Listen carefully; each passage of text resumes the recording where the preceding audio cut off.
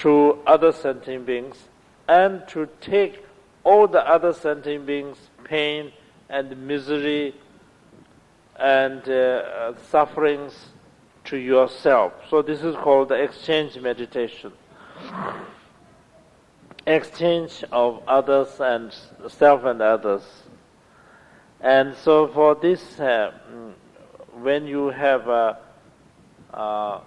the best chance, the best opportunity to do this meditation is when you are sick, for example, or when you have a great sorrow or the mental sufferings,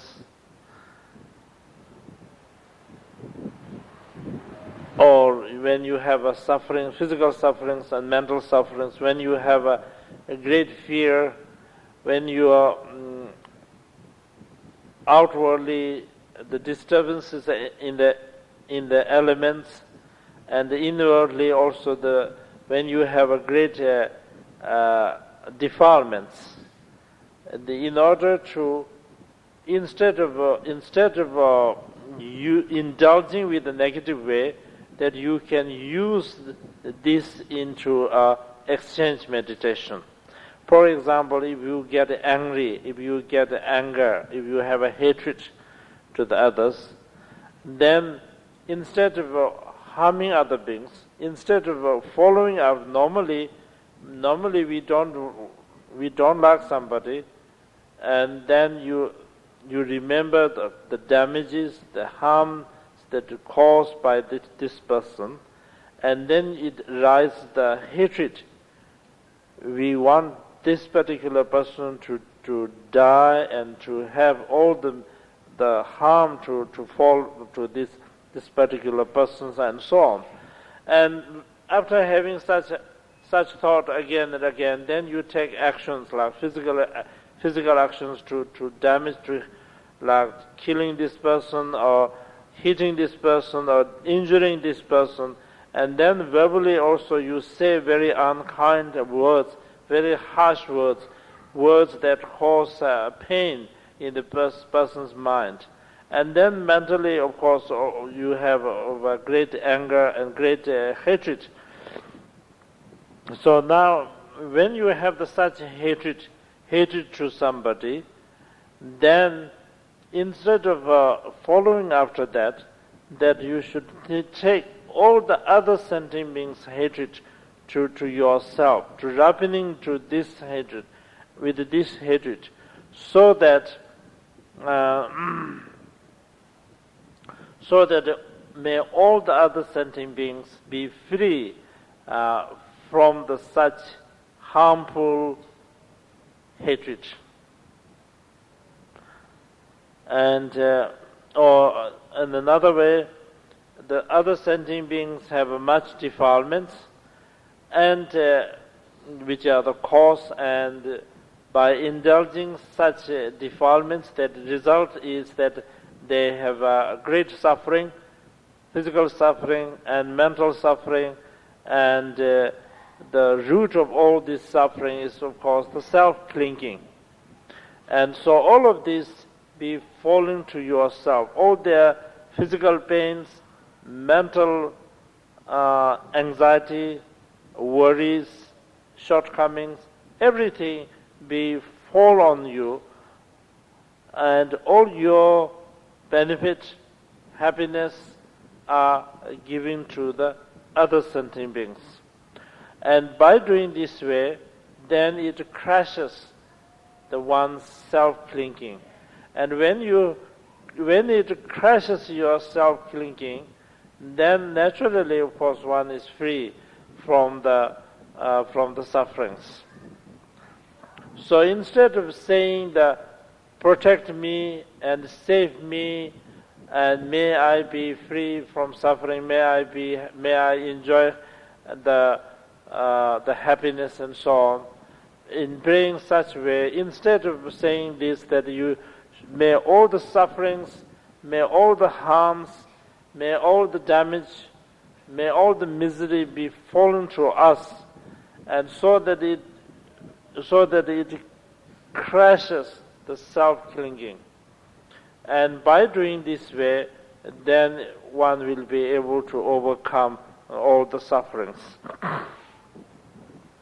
The reason the Buddhas and Bodhisattvas, they devoted their full life and energy for the benefit of others, and the result is that they accomplish their own purpose in the sense that they are totally free from the suffering.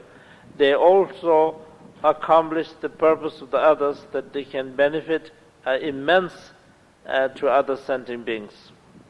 We as an ordinary sentient being, from the beginningless time, only caring for oneself, only caring for one's clinging to the self, and the result is as more and more sufferings and more harm to oneself as well as others.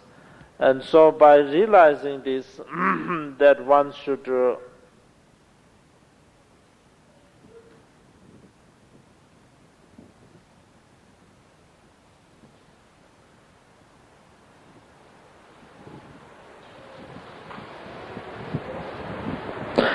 and so eventually, then different realms, for example, like in hell realm, there's an immense, unimaginable amount of sufferings of cold and hot and torture and miseries. All these sufferings befall to you. And then the hungry ghost, there's so much suffering of hunger and thirst. Such suffering, the hunger and thirst for a very long period of time, hundreds and thousands of years, we also fall to me. And the animals as we can see, how the animals are tortured, how the animals are suffering, how the animals are forced to work, and how the animals are slaughtered, and how the animals are tortured. So the animals are, of course, killed by themselves. Animals are like lions and tigers, and these very powerful animals kills all the countless, and also the human beings do a lot of damages.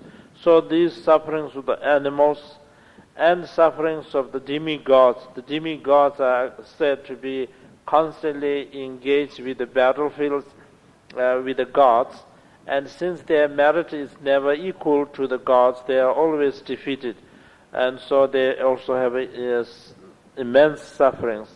And then the gods realm also, although they have such a luxury life, but this kind of the life which is full of enjoyment is not permanent. One day it ends, and so when it ends, they realize they are going to fall down into the lower realms, where they have to suffer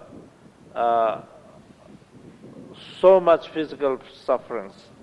And so when they realize this, then they have a tremendous mental sufferings. And then the human beings also, we have so much sufferings. Generally speaking, everybody is not free from the four major sufferings: the suffering of birth, suffering of old age, suffering of sickness, suffering of death. And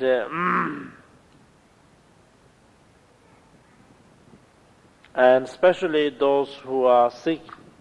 And so that generally these four major sufferings, and especially those who are sick, especially those who are sick with terminal illnesses, and those who are poor, who are very poor, who do not have any food and clothing, and those beings who have a defect in their organs, like the invalid, invalid, those who are suffering. So such suffering. So in other words, all the sufferings of the samsara, to wrap into yourself.